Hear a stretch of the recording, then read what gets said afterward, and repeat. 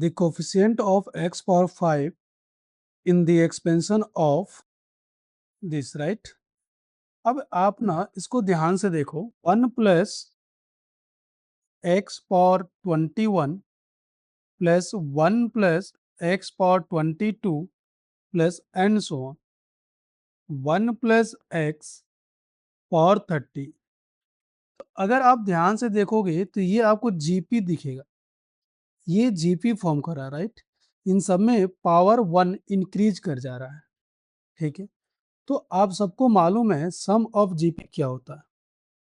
Some of GP ये होता है ए यानी first term r power n minus one divided by r power n, sorry, r minus one. ये हमारा GP, some of GP होता है। अब इस फॉर्मूले को यूज कर लो, इनको सिंप्लीफाई करो। तो यहाँ पे फर्स्ट टर्म जो गिवन है आपको 1 प्लस एक्स पावर 21 इनटू, अगर आप यहाँ पे r की बात करोगे तो second term divided by first term करोगे तो 1 प्लस एक्स आ जाएगा। तो 1 प्लस एक्स पावर n यानी कि नंबर ऑफ टर्म्स, तो यहाँ पे नंबर ऑफ टर्म्स कितना है, 21 से स्टार्ट होकर के 30 तक जा रहा है, यानी कि नंबर ऑफ टर्म्स यहाँ पे 10 है, minus one n whole divided by r minus one. So 1 plus x minus one, ये कैंसिल हो गया। और इसको सिंप्लीफाई करोगे तो आपको मिलेगा 1 plus x power 21 into plus हो जाएगा, राइट? तो ये हो गया 31 minus 1 plus x power 21 and whole divided by x. मैंने यहाँ पे क्या किया, इससे इसके अंदर मल्टीप्लाई कर दिया, ठीक है? तो जब आप इसको इन दोनों को मल्टीप्लाई किए तो 1 प्लस एक्स पावर 21 बन गया, और जब इसको 1 से मल्टीप्लाई किया तो एज इट इज आ गया। अब एक्चुअल में आपको coefficient of x power 5 calculate करना है in this expression. That means you have to find the coefficient of x power 5 in this expression, right?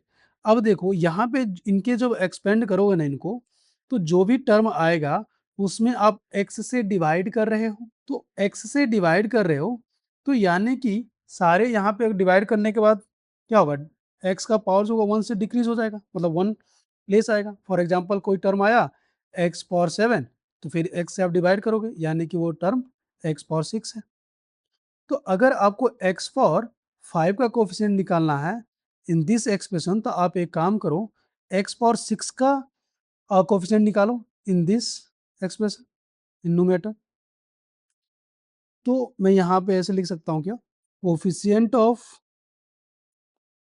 x power 5 in 1 plus x power 31 minus 1 plus x power 21 by x is equal to coefficient of x power 6 in 1 plus x power 31 minus 1 plus x power 21। ऐसा मैंने क्यों किया, क्योंकि every term में x divide हो जा रहा है। तो अगर मैं न्यूमेरेटर के x पावर 6 का कोफिशिएंट निकाल लूँ तो ओवरऑल x पावर 5 का कोफिशिएंट हो जाएगा इन दिस एक्सप्रेशन। अब इसमें x पावर 6 का कोफिशिएंट निकालने के लिए मैं वन बाई इन दोनों में निकाल लेता हूँ, वन बाई वन, ठीक है? Coefficient of x power 6 in 1 plus x power 30। See general term, right? अगर आप 1 प्लस एक्स पावर n की जनरल टर्म की बात करो तो ये क्या होता है, एन सी r x power r, right? ये जनरल टर्म होता है। तो अब मुझे बताओ एक्स पावर 6 निकालना है, तो यानी कि यहाँ पे आर के प्लेस पे क्या होना चाहिए, 6। तो कोफिशिएंट ऑफ एक्स पावर 6 क्या हो जाएगा, एन सी 6। तो एन यहाँ पे क्या है, 31। So 31 C 6। And similarly coefficient of x power 6 in 1 plus x power 21 is equal to 21c6। अब मैं क्या करूँगा, मुझे तो कोफिशिएंट ऑफ x पावर 6 इसमें निकालना है, तो मैं दोनों क्या करूँगा, इसमें से इसको सब्ट्रैक्ट कर दूंगा तो आ जाएगा। तो ये क्या बन गया, is equal to 31c6 minus 21c6। Okay, तो ऑप्शन कौन सा करेक्ट होगा, C option. Prove that the coefficient of x power 50 in this expression, right. चलो देखते हैं कैसे हम लोग को कैलकुलेट करना है, कितना प्रूव करना है, 1 + 25c5। तो आप सबसे पहले ना आप एक्सप्रेशन लिख दो, x plus 1 + x² power 25 into 1 + x power 25 into 1 + x power 40 into 1 + x power 47।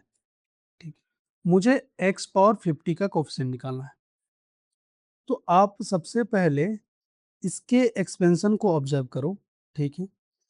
तो इसके एक्सपेंशन में देखो, इसका जो जनरल टर्म होता है ना, 1 + x का जनरल टर्म जो होता है 1 + x पावर n का, ये NCR x पावर r होता है।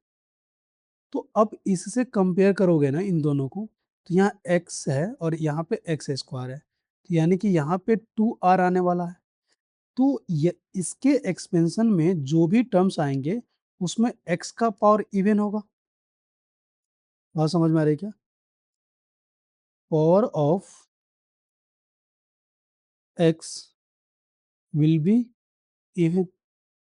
ठीक है, तो अब ये देखो, इसमें दो टर्म है, इसके सारे टर्म 1 में मल्टीप्लाई होगा एंड x पावर 25 में।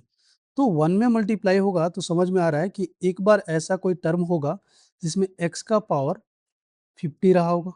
ठीक है, और इसके एक्सपेंशन के कोई भी ऐसा टर्म होगा क्या जिसमें मैं x पावर 25 से मल्टीप्लाई करूं तो x का पावर 50 बन जाए, तो ऐसा कोई भी टर्म नहीं हो, तो यानी इसको भूल जाना है, सिर्फ यहाँ पे मल्टीप्लाई करने से आएगा। अब इसमें देखते हैं, ठीक है।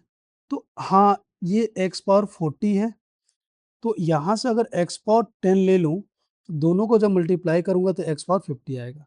ठीक है, और फिर एक बार 1 से मल्टीप्लाई करूंगा तो आएगा। और यहाँ अगर इसको देखा जाए तो ये x का पावर 47, तो यहाँ से x का पावर 3 चाहिए, तो ऐसा कोई टर्म तो होगा नहीं क्योंकि सारे टर्म्स इवन है, तो पावर इवन है, तो ये भी रिजेक्ट हो जाएगा।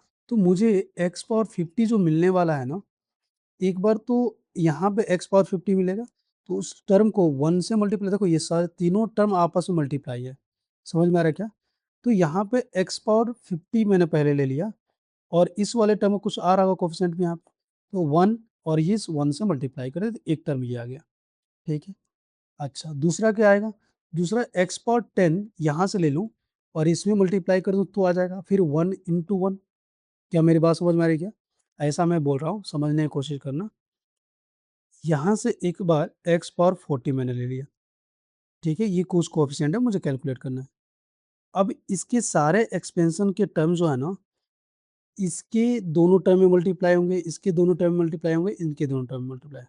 बात मेरी समझ में आ रही, तो इस वाले टर्म इंटू वन सॉरी, हाँ, एक्स पावर 10 यहाँ पे ले लिया, इंटू 14 इंटू वन, समझ में आया।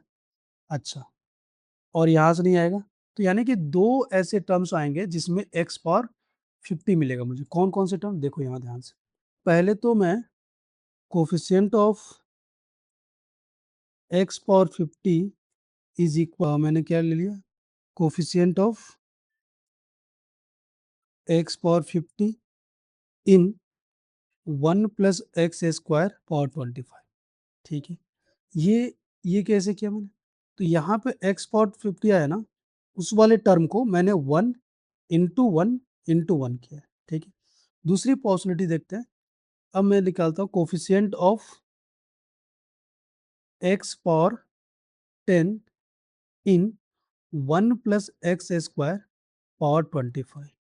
अब ये जो भी टर्म आएगा ना यहाँ पे x पावर 10, उसको मैंने इस वाले एक्सप्रेशन में 1 से मल्टीप्लाई किया और फिर यहाँ पे x पावर 40 से मल्टीप्लाई किया देन 1 से। ओके, इसके अलावा और कोई पॉसिबिलिटीज नहीं है।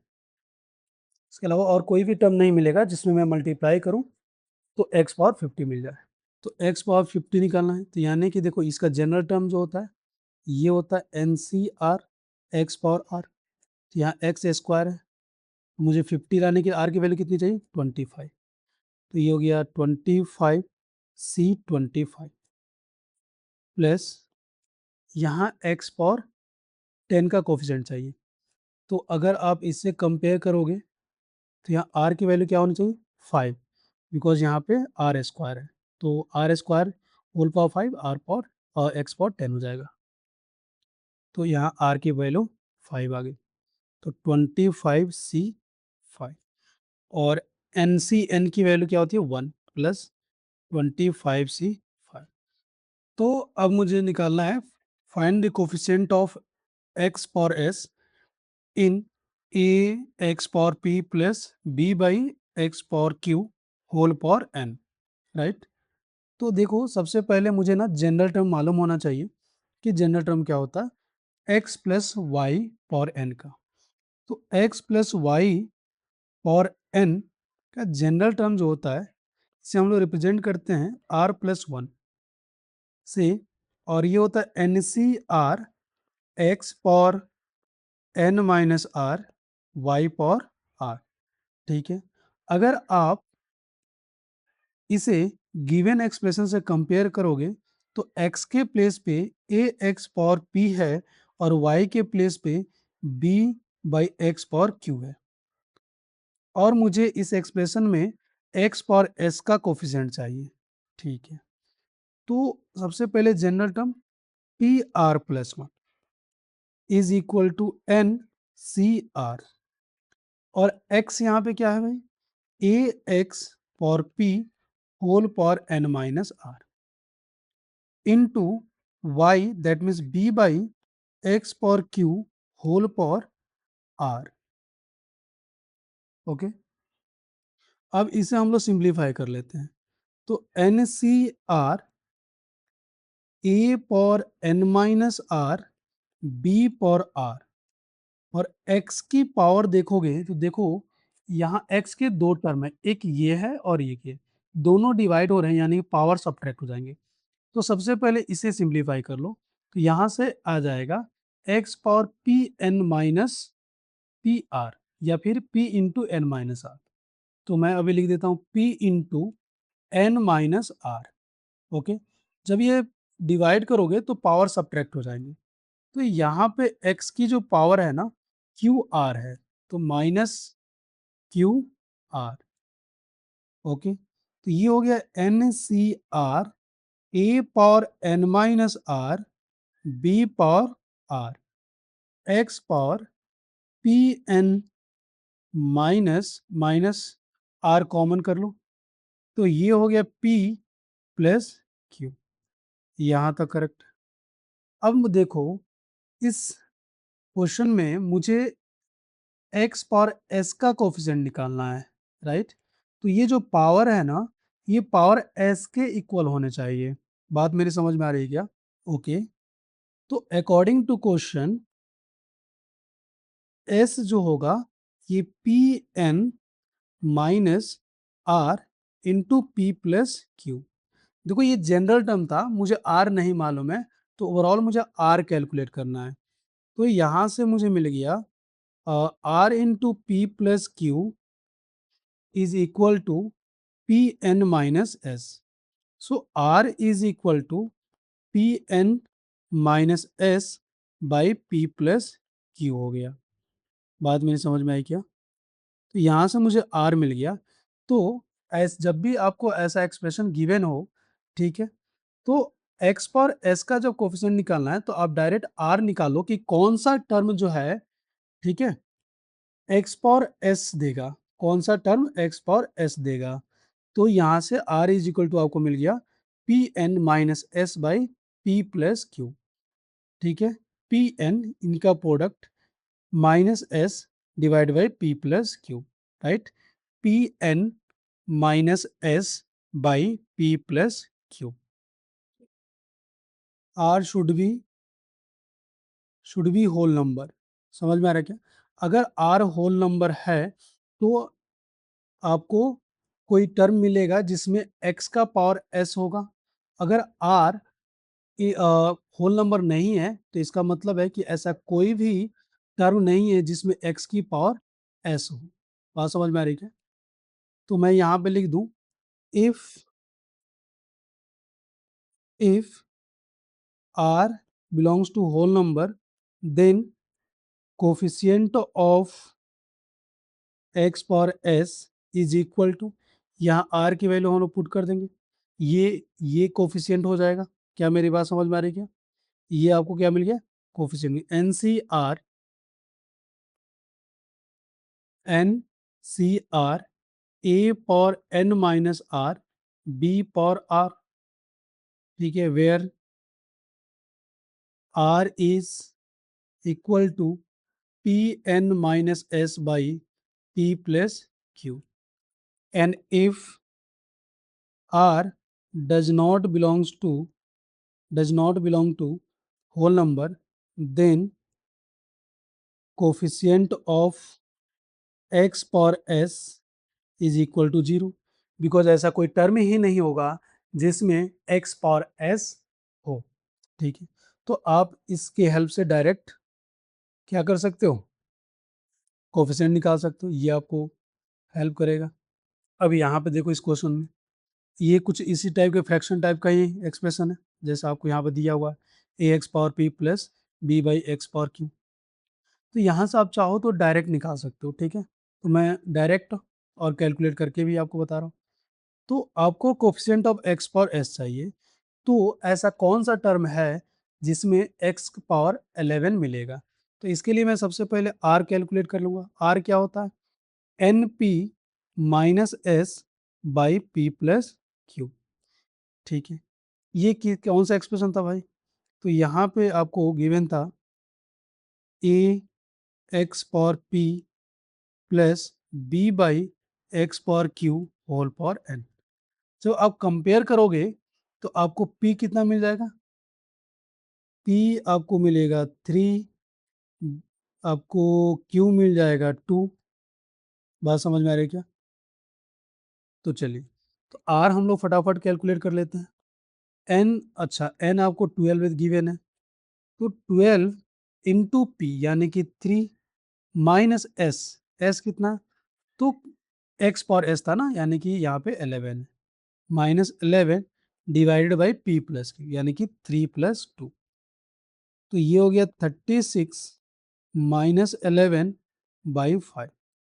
तो ये 25 बाई 5 यानी कि 5 आ गई। तो आर की वैल्यू 5 आ गई। तो इससे ये समझ में आ रहा है कि आपको सिक्स्थ टर्म जो है, सिक्स्थ टर्म में एक्स का पावर जो है 11 आएगा। ठीक है, तो कोफिशिएंट क्या मिल गया?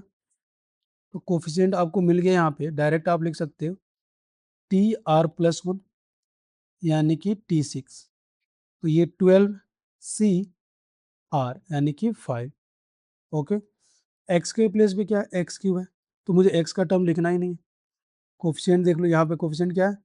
एक्स क्यूब का कोफिशिएंट, या डायरेक्ट आप लिख लो पहले term, x cube power 12 minus 5 और minus 2 by x square power कितना हो गया? 5 हो गया। तो यहाँ से 12C5 कोफिशिएंट की बात करूँ तो coefficient of x power 11 and minus 2 power 5। एक और मेथड था, इसको हम लोग जनरल टर्म्स जैसे कैलकुलेट कर रहे थे उस तरीके से हम लोग कैलकुलेट कर लेंगे। ओके, जैसे आपको ये एक्सप्रेशन दिया था x cube minus 2 by x square and whole power 12, right? ये था मेथड 2। तो आप यहाँ पे जनरल टर्म लिख ली पहले, टी आर प्लस 1। तो ये हो गया 12C r x cube whole power 12 minus r and minus 2 by x square whole power are.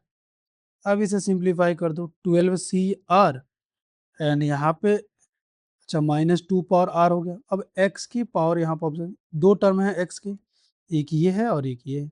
यहाँ पर x की पावर जो है 3 इंटू 12 माइनस 3 इंटू 12 - r है, और ये डिवाइड हो रहा है, एक्स स्क्वायर पावर आर है, तो यानी एक्स पावर 2r है। तो डिवाइड करोगे तो सब्ट्रैक्ट हो जाएगा। तो ये 12 CR -2 पावर आर एक्स, ये 36 -3r -2r -5r हो गया। अब आपको कोफिशिएंट ऑफ x पावर 11 चाहिए। आपको क्या चाहिए? For coefficient of x power 11, तो कोफिशिएंट ऑफ x पावर 11 चाहिए, दैट मीन्स यहाँ जो पावर आपको चाहिए 11 चाहिए, तो इसे आप 11 से क्या करें, कंपेयर कर दें। सो 36 -5r इज इक्वल टू 11, तो 5r इज इक्वल टू 25 हो गया। तो r की वैल्यू यहाँ से 5 आ गई। अब r की वैल्यू यहाँ पुट कर दें, तो coefficient of x power 11 is equal to क्या हो गया? तो कोफिशिएंट ऑफ x पावर 11 क्या है? यही तो है, ठीक है। तो यहाँ पे r की वैल्यू 5 पुट कर दें, तो ये हो गया 12 C5 -2 पावर 5।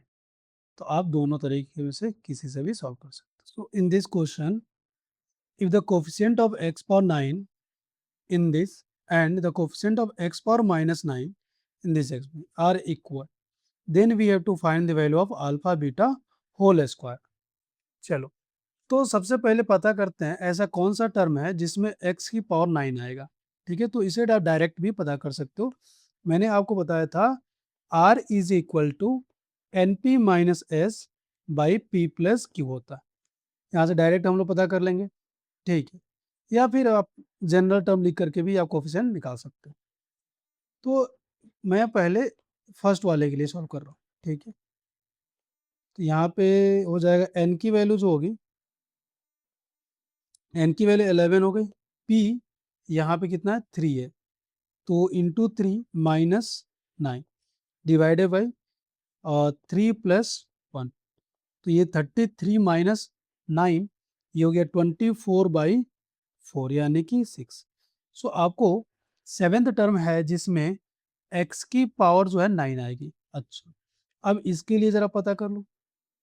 तो इसके लिए अगर मैं बात करूं, तो यहाँ से r की वैल्यू जो आएगी, ठीक है, ये हो गया n यहाँ पर भी 11 है, ठीक है, यहाँ p की वैल्यू 1 है माइनस s यानी कि आपको -9 है, डिवाइडेड बाई यहाँ पे 1 + 3 है, तो ये 11 माइनस -9 यानी कि 11 + 9 20/4 हो गया यानी कि 5। इसको मैं R2 बोल देता हूँ और इसको R1 बोल देता हूँ। अब मैं दोनों का कोफिशिएंट निकाल लेता हूँ, ठीक है। तो coefficient of x power 9 in क्या हो जाएगा बच्चा? In alpha x cube plus 1/βx power 11। तो मुझे मालूम है कि ये कौन सा टर्म होगा? सेवेंथ टर्म होगा, यानी r की वैल्यू जो होगी यहाँ पे 6 होगी। तो एन सी यानी कि 11 C R 6, और ये देखो x का कुछ अल्फा है, तो अल्फा मैं डायरेक्ट लिख रहा हूँ, अल्फा पावर 5 हो जाएगा, और 1/β पावर 6 हो गया, ठीक है। ये मेरा आ गया कोफिशिएंट, ठीक है। और दूसरा जो था coefficient of x power -9 in, देखो क्या लिखा हो, alpha x minus 1/βx³ whole power 11। तो ये हो गया, मुझे इसमें पता है कि जो फिफ्थ टर्म होगा, सिक्स्थ टर्म होगा, जिसमें एक्स की पावर -9 आएगी, ठीक है, यानी कि इसमें आर की जो वैल्यू है 5 है, तो एन सी आर होता है ना, तो एन इज 11 सी आर 5, और x power n minus r होता है, तो यहाँ पे एक्स नहीं लिखना है मुझे, उसका कोफिशिएंट लिख लेना है, तो अल्फा लिया हुआ है 6 हो गया, -1/β पावर 5। तो ये हो गया 11c5 alpha power 6 minus beta by minus यहाँ लिख दूँ क्या 1 बाई बीटा पावर 5। अब अकॉर्डिंग टू क्वेश्चन दोनों इक्वल है। According to question 11c6 alpha power 5 1 by beta power 6 is equal to minus 11c5 alpha power 6 into 1 by beta power 5।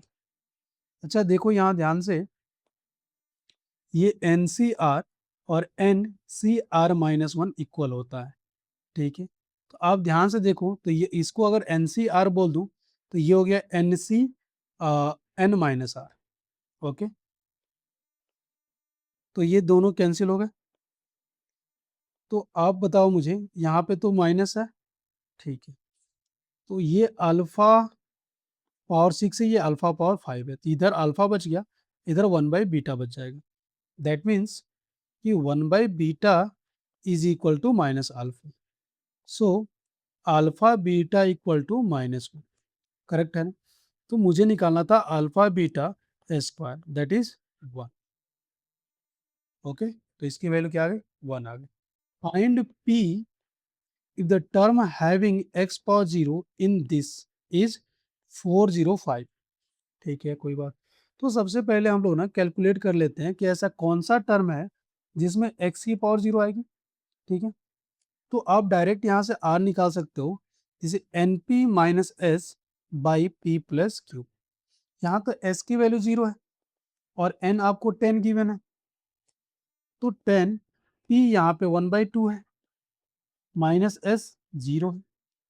अच्छा p 1/2 plus 2 Q है ना ये, तो आपको आ गया 5/2, तो यहाँ से 2 आ गया, यानी कि r की वैल्यू 2 होगी। दैट मीन्स थर्ड टर्म जो होगा जिसमें x की पावर 0 होगी, तो मैं ऐसा लिख दूं क्या कि ये थर्ड टर्म जो है 405 है इस वाले क्वेश्चन। तो ये हो गया मेरा, n तो 10 था, 10c2 रूट x और 8 हो गया into p by x square और 2 हो गया, and this is equal to 405। ये तो x पावर 4, ये तो कैंसिल ही हो गया। 10c5 सॉरी 10c2, तो 10 into 9/2 into p square is equal to 405, correct है। तो ये 9 4 जा 36 और 9 5 जा 40, और ये हो गया 5 से आप डिवाइड करो तो 5 2 जा और ये 5 9 जा और 2 2 कैंसिल हो, तो आपको पी स्क्वायर इक्वल टू 9 मिल गया, राइट। आपको क्या कैलकुलेट करना है, पी की वैल्यू। तो पी आपको प्लस माइनस 3 हो सकता है। अब यहाँ पे देखो, find the term term independent of x in this expression. तो यहाँ पे x क्या करना है, मुझे टर्म निकालना है, वो कौन से टर्म है, ठीक है। फाइंड द टर्म जिसमें x, वो टर्म x से इंडिपेंडेंट हो। तो सबसे पता कर लो x से इंडिपेंडेंट होना मतलब क्या, यहाँ पे x की जो पावर होगी 0 होगी, x की पावर क्या हो जाएगी उस टर्म में 0 हो जाएगी, ठीक है। तो चलो हम लोग कैलकुलेट कर लेते हैं। तो आप देखो, अभी जो r डायरेक्ट हम लोग निकाल रहे थे उससे भी आप कर सकते हो, या फिर अब जनरल टर्म लिख लो, जैसे आपके मन करे वैसे कर सकते हो। तो t जनरल टर्म में लिखता हूँ TR+1, तो ये होता है एन सी r x power n minus r y power आर, ये जनरल टर्म किसका है, x plus y power n का। अब इससे कंपेयर कर लो गिवन एक्सप्रेशन को, तो जनरल टर्म TR+1 ये हो जाएगा 25 CR, R मुझे नोन नहीं है, x, तो x के प्लेस पे आपको गिवन है 3/x power 1/3 whole power 25/r हो जाएगा इंटू 5√x पावर r हो गया। इसको थोड़ा थोड़ा सिंप्लीफाई कर दो, 25 CR 3 power 25 minus r 5 power r, okay. x का टर्म देखो, तो आपको 2 टर्म मिलेंगे x के, एक ये और एक ये। दोनों एक दूसरे को डिवाइड कर रहे हैं, ठीक है? तो यहाँ पे जो x का पावर मिलेगा वो r/2 और यहाँ जो मिलेगा x पावर 25 माइनस r/3। और जब डिवाइड करो तो पावर इनका सब्ट्रैक्ट हो जाएगा। तो ये x power r/2 minus 25 minus r/3। अब देखो ये जो कुछ भी पावर आ रहा है ना, ये एक्चुअली क्या होना चाहिए? 0 होना चाहिए अकॉर्डिंग टू क्वेश्चन, ठीक है? तो अकॉर्डिंग टू क्वेश्चन मैं ये बोल दूं क्या, r/2 minus 25 minus r/3 equal to 0। Okay, तो ये r/2 is equal to 25 minus r/3। तो ये हो गया 3r is equal to 50 minus 2r। तो r की वैल्यू यहाँ से कितनी मिल गई? 10। तो यानी कि मेरा 11th टर्म है जिसमें x की पावर क्या होगी? 0 होगी। t 10 plus 1 11th term. तो ये हो गया, यहाँ पे r की वैल्यू क्या कर दूं? पुट कर दूं। तो ये 25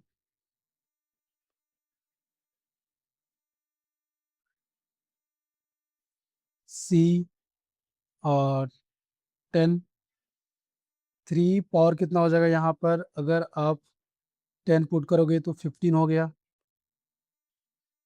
एंड 5 पावर 10, राइट?